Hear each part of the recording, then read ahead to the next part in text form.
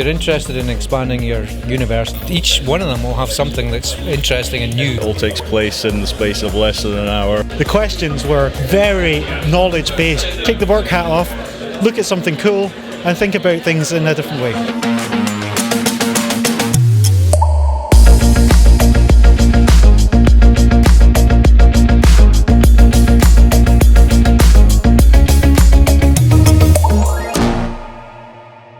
So today we're going to hear from Ross. Ross, can you tell us a little bit about yourself? Yeah, sure, Stephen. I'm Ross McKenzie. I'm a partner at the law firm Adelshaw Goddard. I'm based in Aberdeen. I'm a qualified data protection practitioner and have a master's in law focused on data privacy. My day job really is pretty varied. I advise a lot of companies in the tech space on innovation and collaboration agreements, licensing agreements. But the big part of my role is handling data protection compliance projects for a range of clients, including lots of FTSE 100 clients and a lot of clients in Aberdeen as well. Super. And tell us a little bit about your talk today, but don't obviously give too much away. Well, you almost kind of started off by saying if you don't want this talk recorded, you'd better leave. And I suppose that in itself is enforcing your right of privacy there at that point. So today I'm going to unpick the dilemma that we're faced with when coming up with new ideas, innovation, and using artificial intelligence when you're looking to use personal data, especially when that information is coming from our private lives. I'm going to explain what's expected of businesses and also explain a little bit about why I love what I do. Oh, that's great. Okay, good. Well, let's just dive into that then, Ross. Over to you. Your 20 minutes are starting now. Great. Thanks, Stephen. How many significant decisions do you make in a split second? I'm sure very few. You're unlikely to decide to buy a house in a split second, get married, or even decide what you're going to have for your lunch after this talk. And it's not because we're incapable of doing so. It's because it's in our human nature that we want to consider our options carefully to decide whether it's the right night for a curry or maybe a cheeky Domino's, or at the other extreme, who you want to spend the rest of your life with and raise a family. In stark contrast to the world of technology, there's a real race to be the fastest through use of artificial intelligence and this ongoing desire to be the most efficient, to make decisions for us more accurately and at speed. And we have the data to do this. We're faced with an information tidal wave that fuels this race to have the quickest and most slickest tech out there. And the oil and gas industry is engaged also. Many technology solutions that the industry is looking at involves workforce management technology. With 2.5 quintillion bytes of data created a day, we're really faced with a modern 21st century David versus Goliath battle of wills. I probably couldn't even tell you how many zeros are at the end of that number, but I can pretty much sure that that number's gone up quite significantly over the last couple of weeks as we've all become more used to working from home. But the real question here is, do we want new and exciting innovations from the biggest technology players when it potentially means sacrificing our privacy rights, when technology relies so much more than ever in our day-to-day lives and reliance on that information through apps and smartphones? The law has tried to handle these competing interests in Europe and the UK, and we should be proud of the data protection regime we have that regulates these requirements. The GDPR, which you'll all have heard of, came into force in May 2018. And that was the headline-grabbing data protection regime that advisors like me had wished for. It was impactful for businesses because of the threat of these supersized fines. But it brought about greater obligations for businesses to be accountable and transparent for the way they handle data. And that's most acutely recognised and felt, that's my buzzer going, I can't believe that just happened, when developing new technology and AI solutions. The GDPR has been influential across the world, with countries now developing copycat regimes in the UAE, for example, and in America, where privacy laws in the States are starting to evolve. I'm going to look a little bit later on today specifically at how we handle this challenge in the technology and AI space. But before I do, I wanted to really put privacy into context for you all and to share why I love what I do. And I have shared this story before, so if any of you heard this talk at Aberdeen's Tech Fest a couple of years ago, I'm sorry that you're going to hear it again. But it resonated with me so much that I was keen to share it. I was privileged about 5 years ago to hear from Trevor Hughes, who is the Chief Executive of the International Association of Privacy Practitioners. And he shared with me, with the audience, his analogy of the 3 apples of privacy. That really brought to life for me why data protection matters. The first apple of privacy goes right back to the very beginning of time and the story of Adam and Eve, where Eve was tempted by a serpent to eat an apple from the forbidden tree. And before she'd eaten that apple, they were pretty innocent and unembarrassed about the fact they were running around naked. It was their norm. They did not understand that our notions of privacy as they are today. But on eating that forbidden fruit, their embarrassment came along, and it conjured different attitudes to the world around them.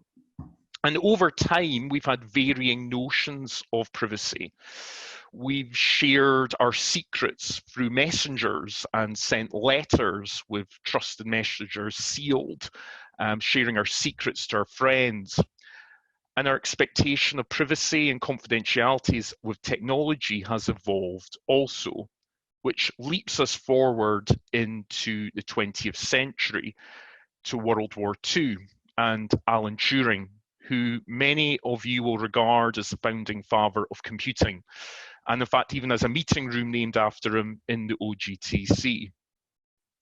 Alan Turing's innovation in many ways aided and led to the victory against Nazi Germany, and much of his work was protected by the Official Secrets Act. However, cruelly, his privacy was invaded when it was discovered that he was a gay man, which was illegal at that time, and he accepted the chemical castration as a consequence for who he was. 16 days before his 42nd birthday, Turing committed suicide, and he did that by eating a poisoned apple. And if at that point you can't see the irony in that, then it's ironic that one of our founding fathers of modern day computing had his own private life treated so cruelly. It really created a sense of recognition of importance that our private lives are protected. And if you ever get the chance to go to Manchester, and if any of you are involved in technology and haven't done this, it's worth spending 5 minutes with Alan next to his statue, and there is a half-eaten apple sitting in his hand. Which leads me to the third apple, and that's of course Apple computing. And I don't talk about Apple in itself, it just more resembles the technology world we live in now, the smartphone culture, which has led to this explosion of information that's all around us, where we all happily pay thousands of pounds to have a tracker on us that takes us around, learning every intimate move we make, whether it's the restaurants we eat in, how far we run, or even who our friends are.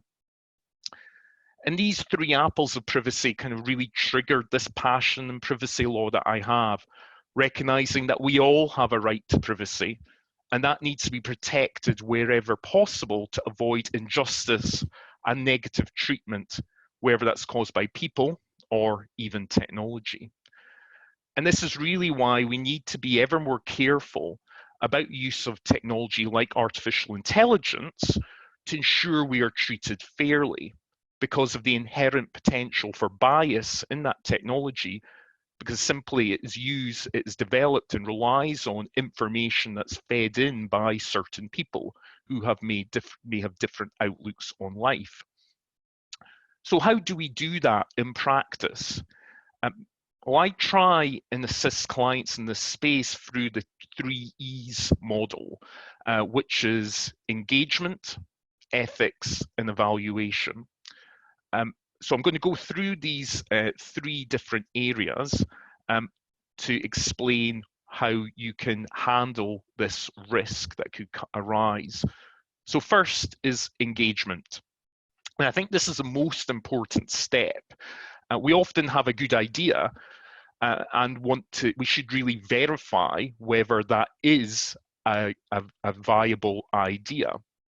And that involves establishing the why, and that needs to work with your internal stakeholders in your business to identify why are you wanting to do what you're trying to achieve.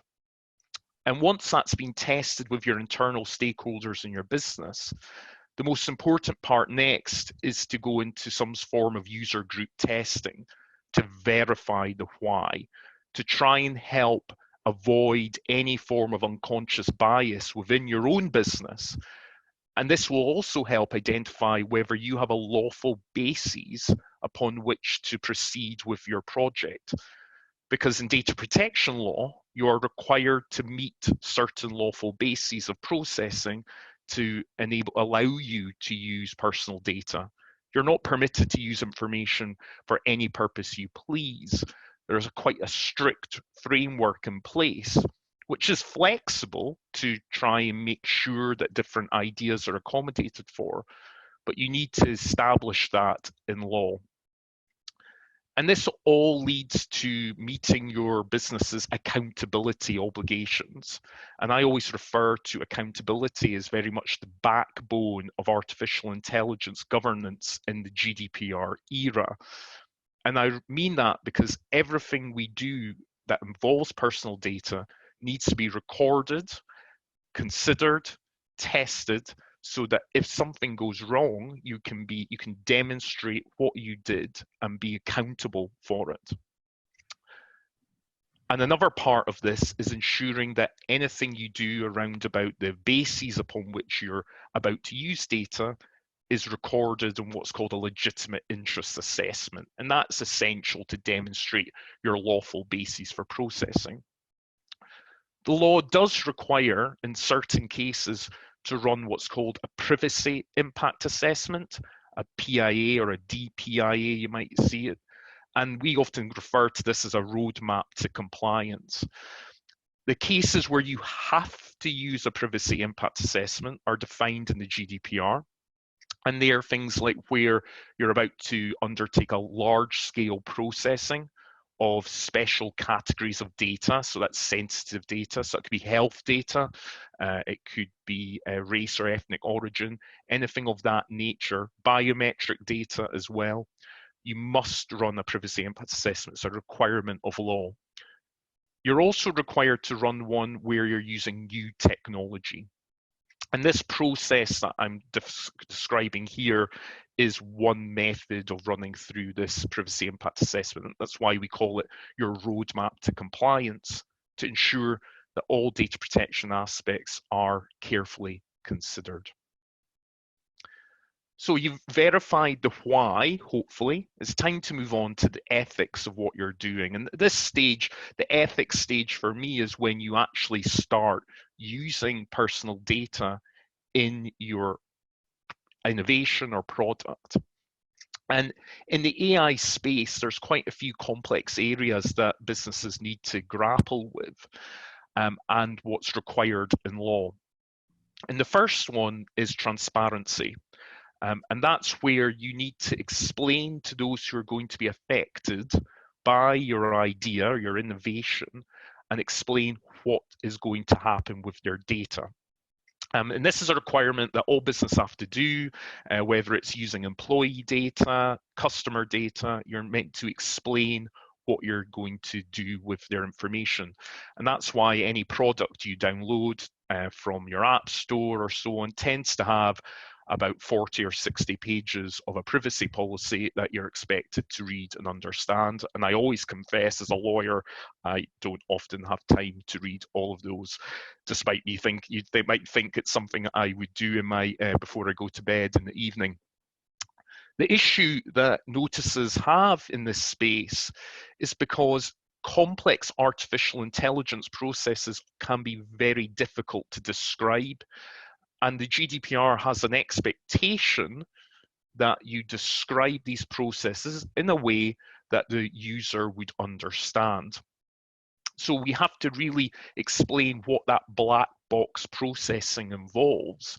And I don't think in many places we're quite there yet in understanding what that should look like, particularly where there might be quite complex technology solutions running in the background. And the reason for this is to enable those who have been negatively treated by some form of automated process to understand what decision was taken. And the simplest example that used to be used years ago when you're training people on how to deal with data protection is if you're applying for a mortgage and you discover that you're not going to get your mortgage through. And that's because a computer has processed a number of factors to make a decision for the bank or building society. So you can understand why it's important that you're able to say, to verify and test what was decided without any human intervention.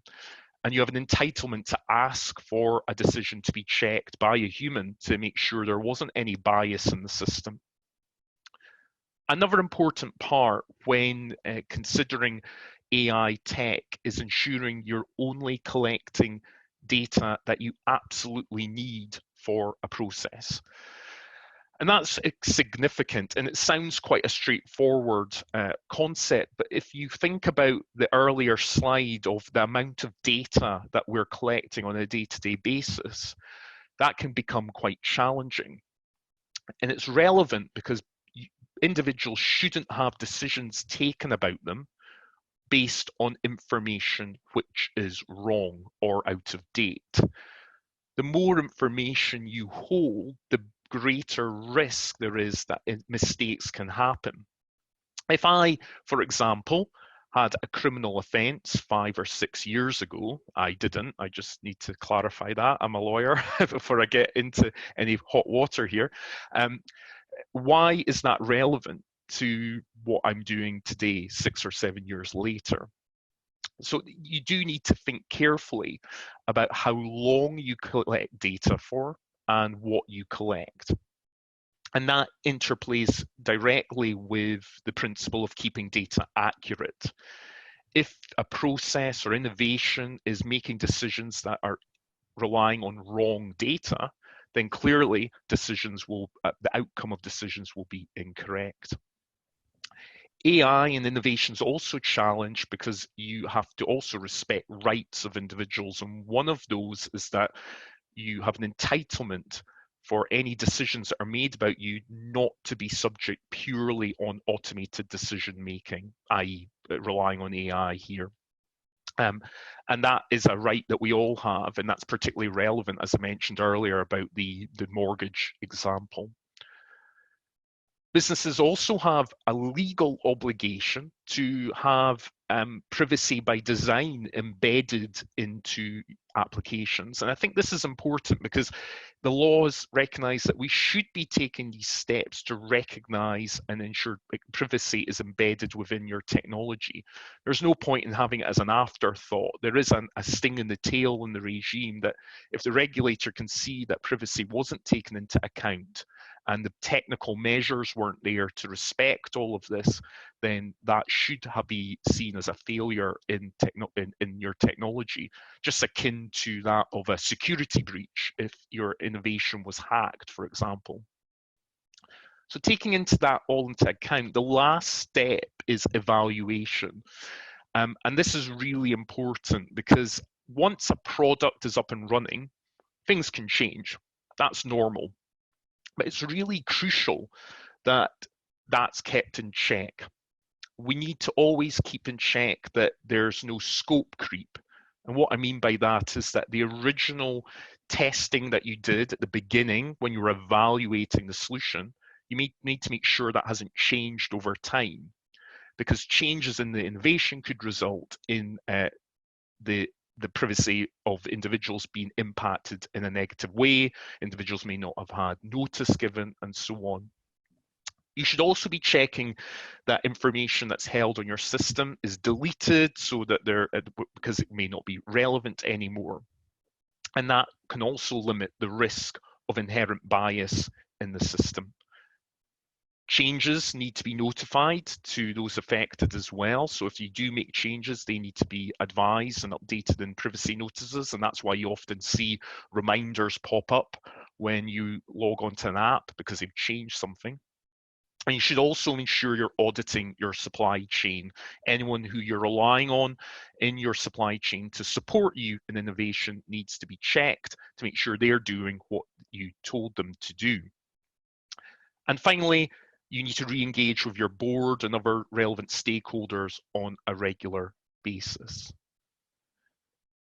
So this model can help in many ways to try and treat privacy to be seen as a force for good.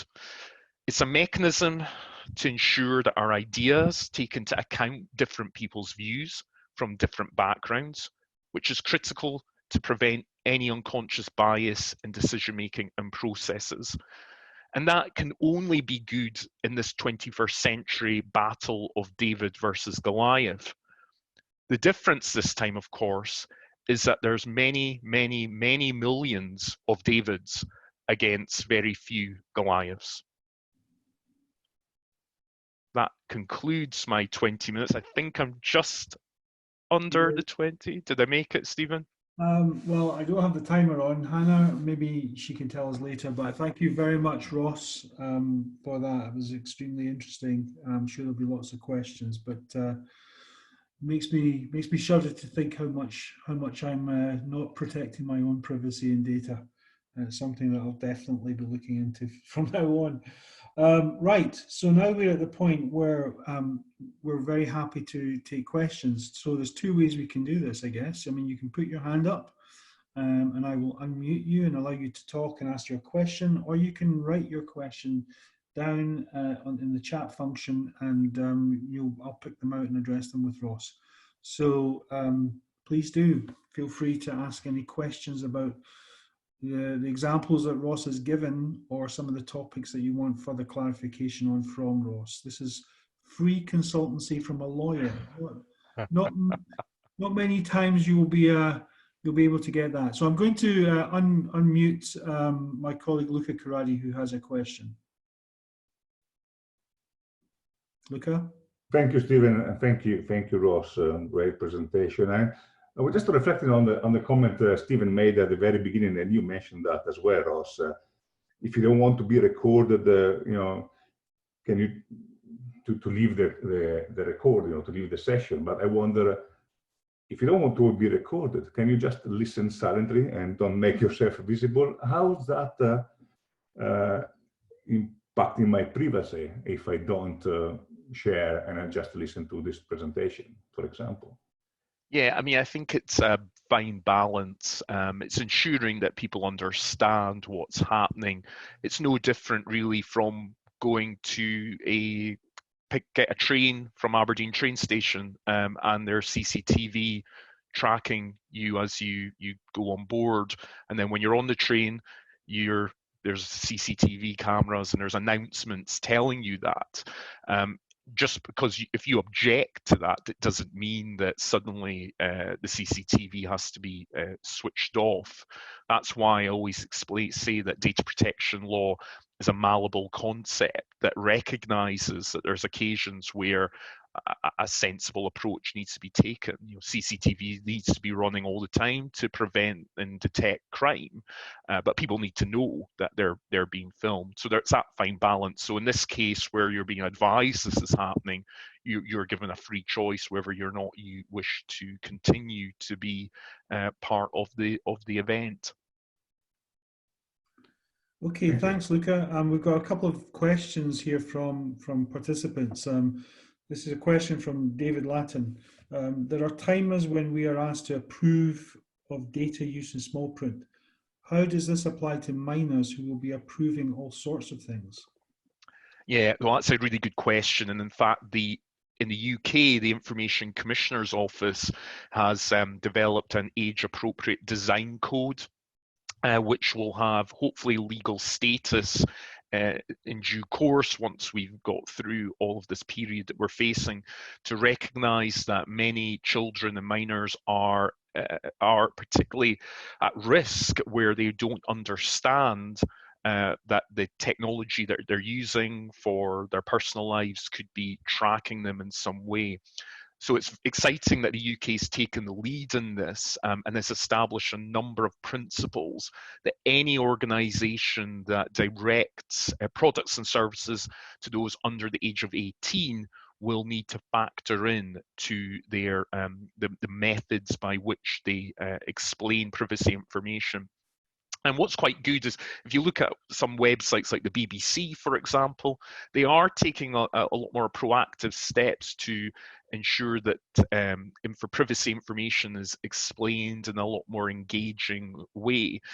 The problem, of course, is it takes a lot of time and it's expensive as well to do so. But it is something that all businesses in this sector will need to deal with, because this code will have legal standing. Thanks, Ross, and thanks, David, for the question. And here's another one from Kyle Sinclair. I guess it's quite significant given that we're going through the COVID-19 crisis. So have there been significant GDPR issues for your clients as a consequence of working from home during COVID isolation? The IT security issue is clearly a risk, particularly using different applications to keep in touch. And one of the big risks, I suppose, is confidentiality and making sure your business is still recognizing that. Just because somebody's working from home, data protection law still applies, and what's happening in somebody's household using IT equipment. So that's been the biggest risk. Other areas that we've been busy advising on have been screening visitors to premises. So some clients are still obviously have large warehouses, staff that still need to, that have got supply chain requirements, and ensuring that they are tested to make sure that they're safe to still work. So yes, there's been a variation of issues that have came up in that space. Okay, now we are starting to see a lot of questions coming through, guys. I would encourage you to put your hand up if you want to actually speak. Happily unmute so you can get the conversation going yourself. But I'll ask one more, and then we'll look for anyone who wants to. Oh, Darren's raised his hand. Hold on a second. Okay, Darren, on you go. Great, thanks, chaps. Thanks for the presentation. Really insightful. I guess my question is from the tech startup point of view. We're currently looking to build machine learning models, as we see it as our competitive edge. Yet we want to be transparent, but it's core to our offering and our USP. So how can we share what we are doing without giving all access to our tech stack? That's a great question, and it is one of the challenges businesses are faced with when they're expected to be transparent. What you're required to do is only to explain how personal data is used in your technology. So that should hopefully limit the scope by which you go, an explanation you're required to give. And it's only insofar as it really impacts those who've been affected by the processing. And one way you could do that is to perhaps give some sort of high-level description of the input data that you're relying on, and how that will be used, and then and the impact on that, and the outcome of that decision. You would still need to disclose contact details for your business so that people can contact you directly. But the regulator would never expect an organization to disclose your IP in effect, particularly if it's protected by, say, a patent or so on. Darren, you happy with that? Yeah, absolutely. So I guess it's about the input data and contact details, making yourself available should there be any questions. I guess I was in a panel discussion last night, and it was around the same subject, I guess. And one interesting question came up was, do you think that there should be some sort of regulation in place for those to access these black boxes to make sure there's no biases within the models? I guess that's taking it to the next step, and not just getting access to the data, but also evaluating the models and making sure that they're not biased in any way. But I suppose that's the next step. Yeah, and then you can, I mean, that was generally the theme of my presentation, I suppose. Just, I mean, clearly I've been more inclined to talk about the privacy impacts on individuals. I do entirely respect that these black box processing has a lot of value in business. But you can see the extremes that could happen if data sets are only from a certain subset of society, you know, whether that data is diverse enough or inclusive enough, and on all of these issues. Okay, that's great. Guys, if you want to ask your questions personally, please remember, just put your hand up. I'll see it, and then I'll unmute you for the conversation. But here's a great question from Dave Russell. How can we ascertain what personal data is already in the public domain? Yeah, that's a good question. If data, you still need to have a lawful basis to use personal data in all cases, whether or not it's in the public domain, or whether you've perhaps scraped it from social media profiles. Clearly, if somebody has made something public, that does give you a bit more leniency around how you can use it, but it still does mean you have to consider the impacts on those individuals, because you may be coupling that information with information that you've acquired through other means, and the totality of that information could have an impact on an individual. But you're right, if it's in the public domain, that does give you a bit more freedom to use it, and a good example would be special category or sensitive data. If it's made manifestly public, then you are able to provide that, use that data. So trade union data, for example, is treated as sensitive, and you need to treat that with higher regard. But clearly, if you're working with a trade union rep who's out on front page of the press all the time or in the news, then that does give you a bit more freedom to use that information. Okay, super. I'm going to go to now Married, who has a question. Married, over to you. Hi, can you hear me? Yes, yeah. Oh, great. Hi. Okay, Ross, thanks a million. I had a question about basically 5G and the Internet of Things, so the sort of the Internet of Things world, because fed by 5G technology, user data is going to increase exponentially, and it's easy to see that this mass collection or mass availability of personal information could be considered sensitive. So what I'm trying to figure out or think about is how GDPR can scale to protect individuals, especially when the data supply chain is going to become so massively complicated. And I'm trying to figure out what businesses need to consider with regards to that. Thank you. Yeah, no, that's a great question, and I think that slide about 2.5 quintillion bytes of data probably will need to be revised pretty soon. But 5G technology is crucial for our industry, for our retail and consumer clients in particular, and in the oil and gas sector. So I think it's something we should look forward to as less and less of us can rely on a wired connection, and we're on the move more. Do I think the law needs to change? No, I don't. The GDPR provides a framework. It provides a baseline from which everything needs to work towards. And I think any more regulation would inhibit innovation significantly, and that's not what I want to see. But I do think organizations are already trying to handle innovation, especially in the last couple of years since the GDPR came into force. What's more interesting is to see how the global privacy landscape evolves, and what steps America takes. We've got the Californian Privacy Code, for example, and the New York state is also looking at privacy laws. And whilst I believe Europe is leading the way in data protection law and has done so for decades, what happens in America does impact us significantly because of the grouping of technology companies that are over there.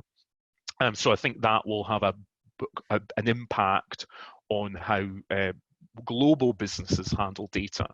But the key thing I always say to clients is the three things are: you've got to be accountable for what you're doing, you've got to give people control, and that's access to their information if they need to or understand what's going on, and transparency, being clear about what you're doing. So that's the ACT principle that I train clients to use. And if you can get that in your head at the beginning of a project, it's a lot easier than having to reverse engineer sort of a year later.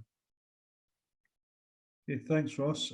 Scott, are you on the line? You have a question.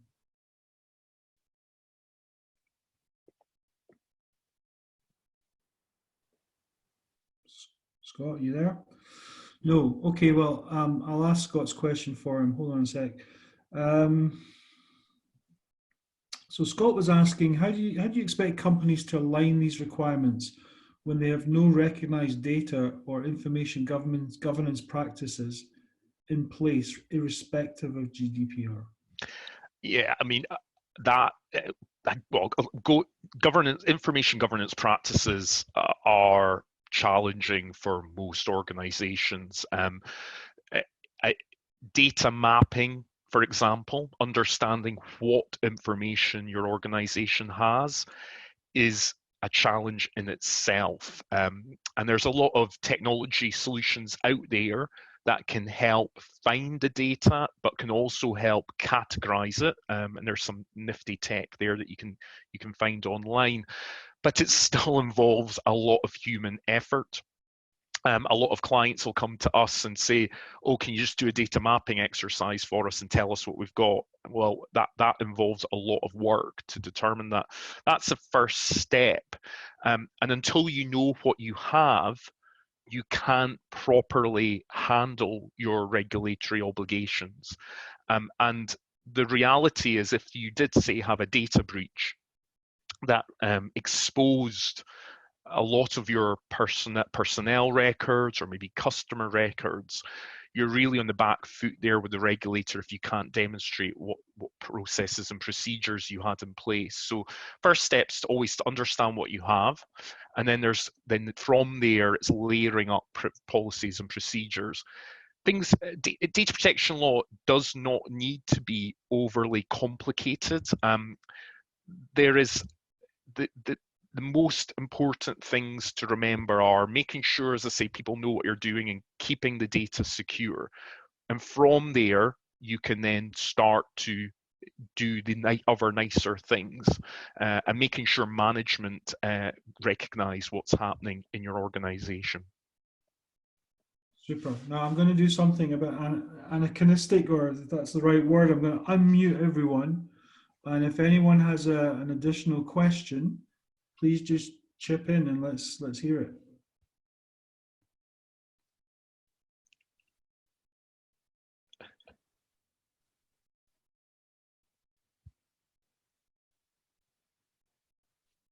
Okay.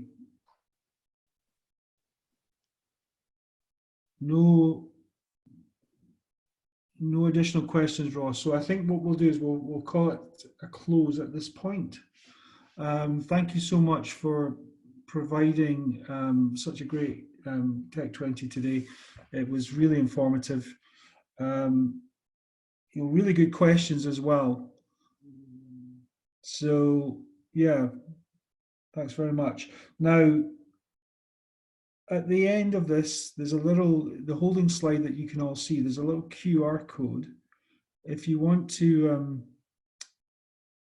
scan that, that will take you to the, I guess, the Tech20, the next Tech20 schedule. So you'll be able to see what else is coming up. But thank you very much, everyone. Do join us again next Friday. This is the first of our Tech20 Virtual. We will get slick. This has been a pleasure talking to Ross.